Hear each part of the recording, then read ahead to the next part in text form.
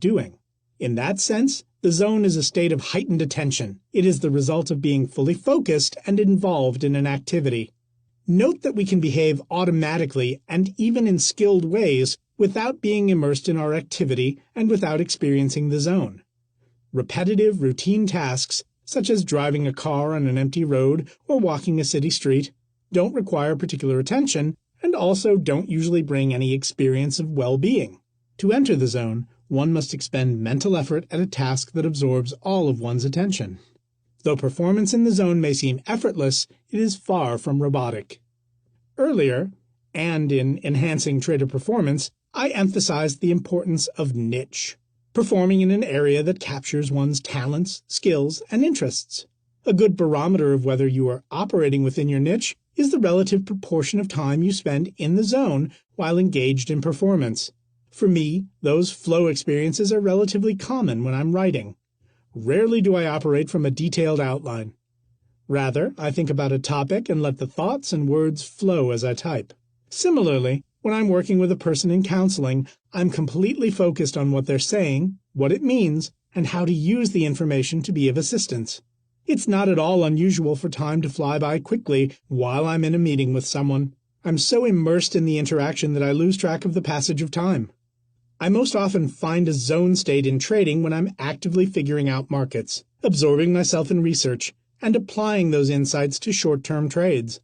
In an important sense, it's the puzzle-solving aspect of trading and not the placing of trades themselves that captures my attention. If I try to trade in a mechanical fashion without engaging in the problem-solving, I find trading psychologically noxious. It's like talking with people in a superficial social context. There's no meat on the bones cognitively. My attention remains unengaged, and I stay out of the zone. One of the most damaging psychological patterns I see among traders is that they attempt to create a counterfeit zone by trading with too much risk. In other words, traders are not intrinsically interested in markets and the process of trading, so they attempt to create interest and attention by making large wagers on trade ideas. This is problematic for obvious reasons. It exposes traders to outsized losses and potential risk of ruin. Psychologically, however, it is also ruinous. Once the trader habituates to one level of risk, a higher level is needed to grab attention and interest, much as addicts require greater doses of a drug to achieve a high. Eventually, the trader who needs the excitement of risk to sustain interest in trading has to blow up. This, truly, is addiction, not passion for markets. More on trading addictions can be found in Enhancing Trader Performance and at traderfeed.blogspot.com/2006/11/Dr.Bretts-Heartfelt-Plea-when-trading.html. One of the most effective ways to exit a flow state, or prevent one from emerging in the first place, is to focus attention on oneself rather than on one's performing. You can't be immersed in a sexual encounter if you're worried about your sexual performance. You can't find the zone in an athletic performance if you're pressuring yourself to set a record. The trader who focuses on P&L during the trade is, to that degree, no longer market-focused. The dynamics of performance anxiety, thinking about the performance while you are performing, is a recipe for disaster if your goal is to operate within the zone. When I wrote my first trading book, I decided to complete the entire manuscript before I ever had a signed contract from my publisher. I certainly wanted to see the text published, but I wasn't writing it for royalties or recognition. The book was written for me, to clarify my thoughts and contribute to the body of knowledge within the field. When I wrote in this fashion, I didn't have to worry about how the readership would react to the ideas, whether editors would like my work, etc. I could just focus on the writing. It is very, very difficult to need to perform well and to stay absorbed in the performance. The surest way I could have ruined my writing experience, and my books, would have been to split my attention between generating and writing ideas and speculating about how those ideas would be received. Once performance becomes an acute need, not just a genuine desire, it is nearly impossible to place the outcome of performance in the back of your mind and solely focus on performing. So it is for the trader. If a trader needs to make money, it is difficult to weather market ups and downs and stay focused on the execution of trade ideas and plans. If today's trade is needed to provide tomorrow's food and shelter, there can be no zone. Anxiety naturally takes over whenever profits are threatened. Similarly, if I become psychologically attached to profitability, basing my self-esteem and identity upon my trading results, I no longer control my trading experience. Market movements are likely to control how I feel. The experience of flow requires a basic level of control over what we are doing. Perhaps a different analogy will illuminate the issue. My wife Margie and I recently invested a good amount of money in tax-free bonds, taking advantage of a situation in which their yields had skyrocketed above the corresponding yields on taxable Treasury instruments and certificates of deposit. Our plan was to lock in these positions as investments, not as short-term trades. Over time, we felt we would benefit from attractive yields and possible capital appreciation as tax-free yields fell into line with those of taxable instruments. We could make this investment comfortably because it represented less than 10% of our savings. Our remaining capital was diversified in other investments, working for us even as our bonds might move against us in the short run. We could stay focused on our overall investment plan because we were so diversified that we didn't need any one position to perform wonderfully. Diversification in life and markets reduces performance pressure and allows us to become immersed in what we are doing. Similarly, a trader who risks a small position of her account on a trade can stay focused on executing an overall trading plan because there is no acute need for that position to work out, and no acute threat if it fails to work. This is a psychological paradox. To best focus on any single performance, it helps to be diversified among performances. If I have a successful experience as a father, husband, and psychologist, I don't need my books to sell well or my trades to make money. It is precisely that emotional diversification that enables me to stay focused on my writing and trading and achieve satisfying returns from them. As your own trading coach, you don't need to spend more and more time, effort, and emotion on markets. Indeed, if you place all your psychological eggs in the trading basket, it is a sure way to burn yourself out and stay out of a performance zone. Rather, you can best coach yourself by ensuring that trading is one among many fulfilling activities within your life. Other eggs might go into the baskets of spiritual interests, artistic activities, athletic pursuits, social life, intellectual life, family, community, and hobbies. If your life is full in those ways, you are best able to weather ups and downs in trading performance. You no longer need trading to work at any particular point in time, so you become more able to focus on the process of trading and generate and execute good trades. So this is your assignment. Give yourself a grade for how much interest and satisfaction you've been achieving from the areas of life mentioned above. How diversified are you in your sources of well-being? Then select one area for cultivation to improve your emotional diversification. Not only will you find a new source of enjoyment and accomplishment, you will also lay the psychological groundwork, the inner sense of security and fulfillment to find and stay in your performance zone. Coaching cue. Take short breaks from the trading screen. These breaks can be a great way to renew concentration and step back from difficult markets. Some of the best breaks are ones that are wholly absorbing, that get you into a different zone than trading. Physical exercise is one example. Talking with people you enjoy can be another. I find myself wholly absorbed when I play with my cat, Gina, or when I swim in our pool. The activity completely takes my mind away from what I had been doing and lets me return with a new perspective. Switch gears. Absorb yourself physically and/or emotionally after you've been cognitively immersed in markets. These breaks can provide some of the most effective trades. Lesson 24. Trade with energy. One of the important dimensions of psychological well-being is energy. Happiness, enthusiasm, motivation, and general contentment are difficult to sustain when you feel mentally and physically run down. Fatigue is the enemy of concentration. Physical vibrancy fuels a positive, energetic mood. We are like laptop computers running on batteries. After sustained operation, we run down. Concentration and attention require effort. Eventually, we drain our mental reserves and lose focus. This leads to trading mistakes, missing opportunities, overlooking important pieces of data, forgetting key aspects of trading plans. When we are run down, we're also most likely to fall back into old, and often negative, habit patterns. When we're drained, we might find ourselves eating out of boredom, becoming unusually irritated when things don't go our way, or getting caught up in negative ways of thinking. Think of it this way. It requires sustained focus to remain goal-oriented. To actively direct ourselves, we need an alert, active mind. When we become fatigued, we lose this active direction. We become passive, responding to events rather than making them happen. This distinction between active and passive trading is all important. The active trader is one who researches markets, identifies distinct areas of opportunity, and consciously executes and manages trades to maximize that opportunity. For the active trader, nothing is left to chance. Where to pursue opportunity, where to sit back, where to take profits, where to limit losses are all pre-planned. This takes time, energy, and a sustained focus. Good trading, in this sense, is pure intentionality. It is a directed act of will. When we are physically drained, we lose the ability to sustain this intentional focus.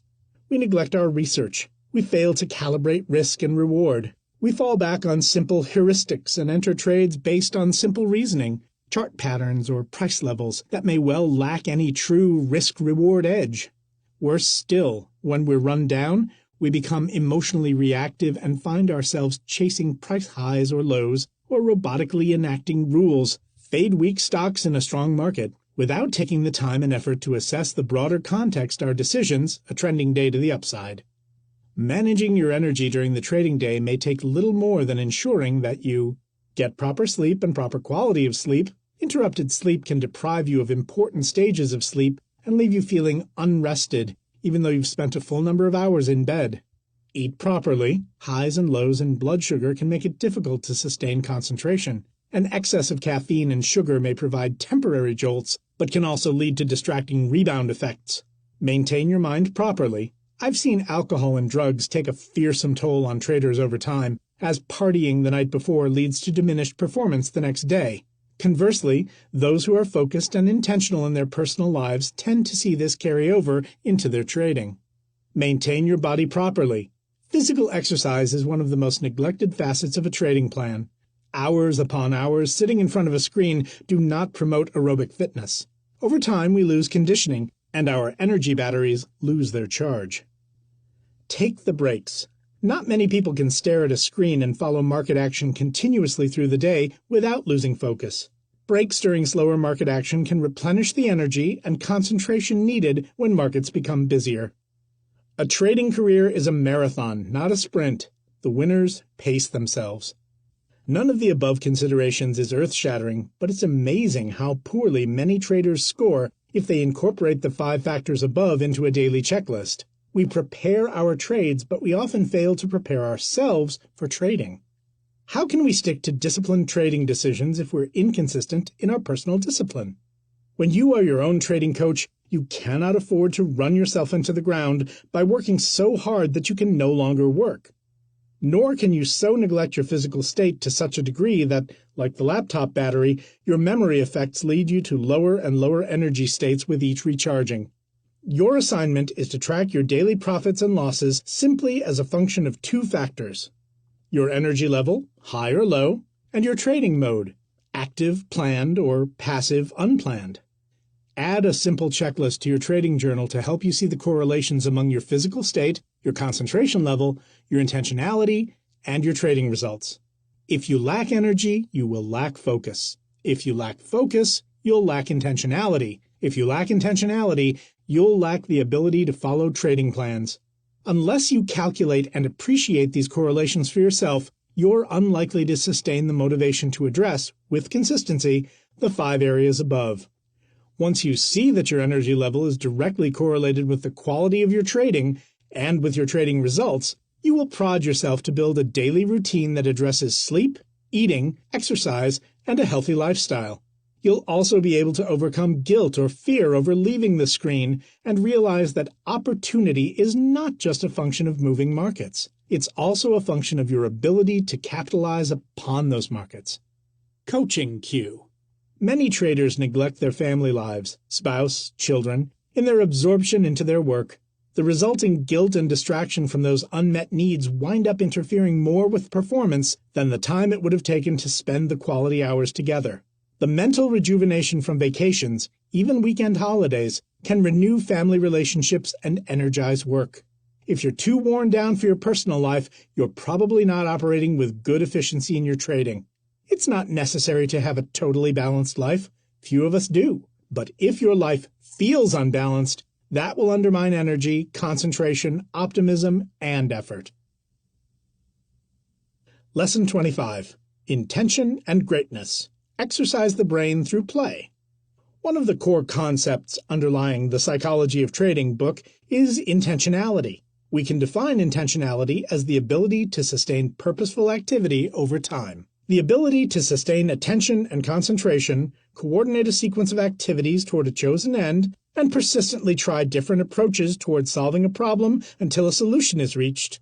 All of these are manifestations of intentionality. As noted earlier, there is an intriguing connection between intentionality and psychological well-being. In studies of flow, Mihai Csikszentmihalyi found that these moments of being in the zone result from a complete absorption in one's activities. It is when we are completely focused on what we're doing that we reach a state in which performance seems almost effortless and completely natural. This is a highly pleasurable state and, among creative individuals, becomes a psychological reward in its own right. In a real sense, the creator's passion for her work represents a passion for the flow state. Exemplary performance thus provides its own rewards, a psychological feedback system that lies at the heart of greatness. This helps to explain researcher Dean Keith Simonton's findings that great individuals across a variety of disciplines are unusually productive. They have mastered the art of working within their performance zones so that sustained effort becomes a desired end in itself. Their productivity is a byproduct of a kind of positive addiction, a pursuit of the high of the performance zone for its own sake. As Elkonin Goldberg notes in his excellent text, The Executive Brain, the various facets of intentionality, attention, planning, reasoning, are functions of the brain's frontal cortex. His research also suggests a surprising degree of plasticity to the brain. Utilize brain functions and you exercise those brain regions and strengthen their functions, much as going to a gym builds our muscles and endurance. At any given point in time, we may possess a relatively fixed quantity of intentionality. We can only exercise the brain so much before we become fatigued with the effort and need to rest. Over time, however, we can build our brain's capacity for intention by exercising those frontal cortex functions.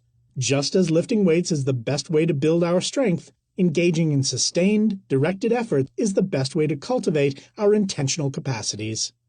When we pursue goals in an effortful manner, we build intentionality and free will.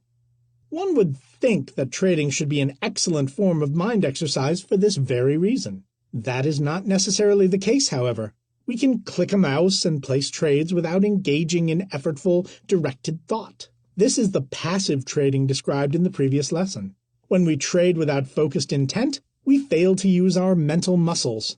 At a broader level, when we live our lives on autopilot, those muscles atrophy.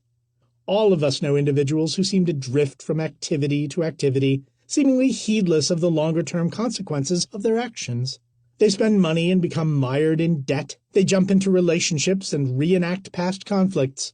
Gurdjieff described this as a tendency to live mechanically, as if we are stimulus response machines. We see this among retirees. After functioning passively over time, even small efforts become taxing. Life becomes mechanical. The capacity for intentionality has atrophied. Just as exercising one muscle group will not develop other ones, or building aerobic capacity will not confer muscular strength, cultivating one form of intentionality does not necessarily raise our self-directed capacities in others. Good examples of this are high-frequency day traders who develop an amazing capacity to sustain attention in front of a screen as they track bids and offers, upticks and downticks through the day. These same traders are often unable to sustain the kind of mental effort needed to observe themselves over time, or systematically review markets to identify trends and themes. Clearly, we're most able to sustain concentration and effort during activities that interest us and that fit with our skill sets. The creative talent who stays in the flow is partly able to achieve this state because he sticks to the performance niche we discussed in the last chapter, a sphere of talent, skill, and interest. Outside of those niches, the sheer effort needed to produce results, the frustrations of not getting those results, and the boredom from operating outside our values and interests all conspire to interrupt flow and disrupt intention. This is the dynamic described in Enhancing Trader Performance. Talents lead to interests, lead to immersion in skill building, leads to competence, leads to further flow, and the eventual development of elite performance. It is the interplay between the flow state and the development of intentionality that creates accelerated learning curves. Without flow, talents have no place to go. They never evolve into elite skills. Many traders fail to succeed because they are operating outside of the niches defined by the intersection of talents, interests, and skills. Because they attempt something that doesn't intrinsically interest them and that doesn't play to their distinctive abilities, they rarely encounter flow states. Their trading brings little well-being. Without the flow, these traders lack the motivational impetus to sustain efforts, and that prevents them from cultivating intentionality. Then they wonder why they can't stick to trading plans or why they sabotage themselves with impulsive trades. The learning curves of elite performers cultivate intentionality as they build skills, which means that, over time, elite performers can do more with their skills than others. What is the first step in performance development? The most common response is practice, and that is important, of course. But before practice, there should be play. Play tells us which activities are fun and which are not. When we play with something, we discover its joys and frustrations, its intrinsic interest for us. Most traders who have not found their niche have never played with markets. They haven't tried to trade different styles, different instruments, and different time frames. They don't know what it is like to hold positions for weeks or for only a few minutes. These traders can't appreciate the difference between trades made from rapid pattern recognition and those made from rigorous analysis. They try to imitate other traders, or they take the path of least resistance and trade from superficial chart or indicator patterns. Elite skills can never develop in such a learning environment. Intentionality is stunted. Elite performers never stop playing. Artists sketch, athletes play in scrimmages, actors improvise. Play is a means of self-discovery, and sometimes we discover passions and talents we didn't know we had. Your assignment for this lesson is to pick a market, trading style, or time frame different from your usual one, and conduct paper trading in parallel to your usual trading. Your paper trading should document real trade ideas and real-time tracking of P&L. The simulated trades should be managed as real ones, with profit targets, stop losses, and decisions about adding to or reducing positions. For example, I maintain a separate small trading account where I play with longer-term trading ideas. It's a way to test out my research and discover possible edges with very small amounts of money at risk. A majority of ideas in this sketchbook account may fail to bear fruit, but it only takes one promising effort to open new doors to opportunity. This keeps my mind and trading fresh.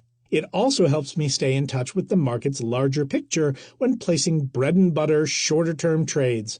Most of all, it tells me which trading ideas and strategies truly capture my interest and imagination, which may form the promising basis of a new niche.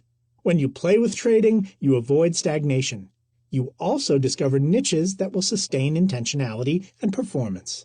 That's how you build a trading career, and that's how you build the mental muscles that propel performance to ever higher levels. Coaching cue. If you structure your trading preparation like you would structure physical workout routines, then every day you are adding a bit to your capacity to sustain intention.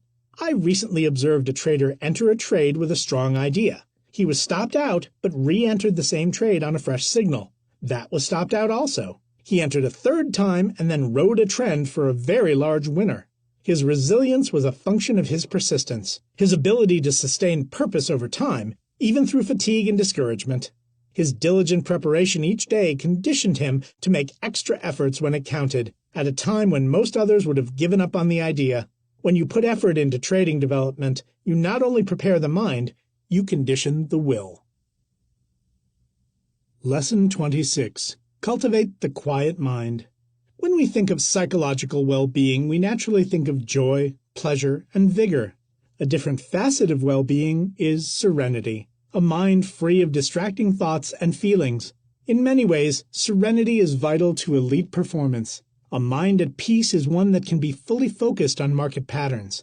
Most of us spend too much of our time assaulted by stimuli to achieve a high degree of serenity. Social interaction, television, radio, music players, cell phones, billboards, and computers. Much of our day is spent in a melange of sights and sounds. Each calls to our attention, entertaining us from without, but leaving us ever more challenged to stimulate ourselves from within. In the absence of the ability to generate our own stimulation, many of us equate the absence of stimulation with boredom. Boredom is an empty state, a frustrated state in which there is nothing of interest. Upon reflection, however, we can see that boredom betrays a kind of inner emptiness, an inability to find objects of interest in our inner and outer worlds. The aversion to boredom is the source of many trading problems. To erase boredom, traders will manufacture trades, overtrading and sustaining losses in the process. Traders will take unusual risks and size positions too daringly to sustain their excitement and interest. It is ironic that many traders consider emotion to be their enemy, when in fact it is the boredom of quiet markets that they particularly dread. But the aversion to boredom damages trading in a much more subtle way. As I stressed in the Enhancing Trader Performance book, trading expertise hinges on the ability to detect and act on patterns that occur within noisy data. Experiments with implicit learning suggest that we can detect complex patterns in situations without being able to verbalize the specific nature of those patterns. This occurs routinely when we sense a market behaving differently from usual, or when we get an uneasy feeling about a conversation. Little children assemble grammatical phrases without knowing the rules of grammar. They've encountered so many examples of proper speech that they know what sounds right and what sounds wrong. They, like traders and conversationalists, develop a feel for patterns and deviations from those. This gut feeling, the basis of all valid intuition, is not mere hunch. It's the result of countless repetitions of complex patterns. When I first drove a car, I could barely stay in my lane. With experience, I now anticipate potential accidents several cars ahead of me. Many times I tap my brake or raise my alertness before I'm consciously aware of the troubling situation. If we needed to rely on explicit reasoning for all life's activities, we would never be able to respond quickly to danger. Evolutionarily, it makes sense for us to be able to develop a feel for reality, as well as a conceptual grasp. Access to intuition requires a still mind. Highly intuitive people are not bored by stillness, and indeed thrive on it. When our attention is divided and we are distracted, we lose our feel. This is because the implicit pattern recognition manifests itself as a felt sense, a subtle kind of awareness. If I am not attending to those subtle cues of mind and body, I will miss signals altogether. In such a state, we cannot pick up on nuances of conversations or small but significant shifts in traffic patterns. We lose valuable information, and we lose much of our ability to react quickly based upon internalized patterns. Worse still, in a chronically distracted state, we never sustain the attention in the first place to internalize complex market patterns. This is why serenity, the quiet mind, is so important. With a quiet mind, we can attend to the subtle cues of pattern recognition. Undistracted, our antennae are extended, able to pick up signals of situations that feel right and those that don't. The experienced trader has seen so many markets and perceived so many relationships among market variables that she learns to trust these gut signals. It is neither mystical nor irrational. Just as a horse whisperer can become one with the horse, understanding the most subtle communications, an experienced trader can hear the whispers of markets. But if the mind is noisy, the whispers are drowned out. Those who fear boredom never achieve the still mind. The two essential steps in achieving a quiet mind are a still body and focused thought. This is where biofeedback can be extremely helpful for the trader. It provides a structured method for learning to quiet the mind. The biofeedback that I use currently is the M-Wave unit from HeartMath, www.heartmath.com. It provides measures of both heart rate and heart rate variability, HRV. The user's finger goes into a small sensor, which is connected to a computer with the biofeedback software. The HRV readings are displayed in a chart. As readings rise, the chart readings become like sine waves. Lower readings create jagged, non-rhythmical patterns. The goal is to keep the patterns as sine wave-like as possible. There is also a feature that displays the proportion of high, medium, and low HRV readings over time, accompanied by audio beeps. You can thus close your eyes, for instance while engaging in guided imagery, and still track your HRV. Even children can use the unit by clicking on video game features that play the game by keeping HRV readings high. After a while using the biofeedback, you learn that keeping yourself still, focusing your attention, and keeping your breathing deep and rhythmical is the best way of generating high HRV scores. Users can set the software for various levels of difficulty to build skills. The M-Wave is thus a training tool, teaching users to control mind and body, and a way of tracking focused attention over time. There are other similar units available, for example, Journey to the Wild Divine. Ease of use and the appeal of the graphical interface will dictate most traders' preferences.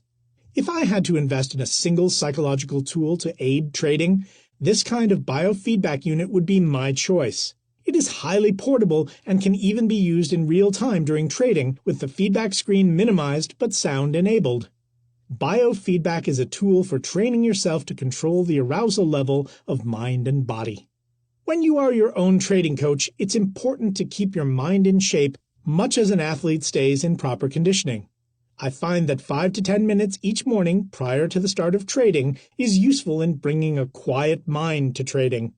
During that time, you stay completely still in a comfortable seated position and breathe deeply, slowly, and very rhythmically. Your eyes can be closed throughout, and you can focus your attention on your breathing, on soothing imagery, or on quiet music through headphones. The key is staying in that Yoda state described in the Psychology of Trading, very relaxed, yet very alert and focused.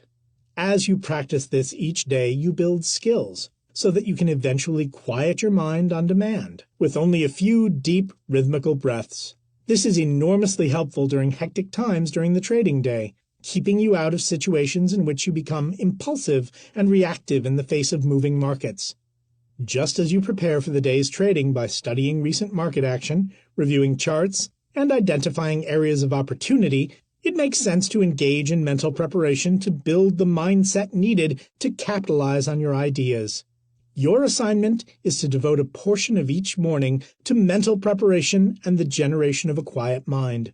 If you have difficulty sustaining the effort or reaching that Yoda state, consider incorporating biofeedback into your morning routine, much as athletes work out daily on treadmills and weight machines.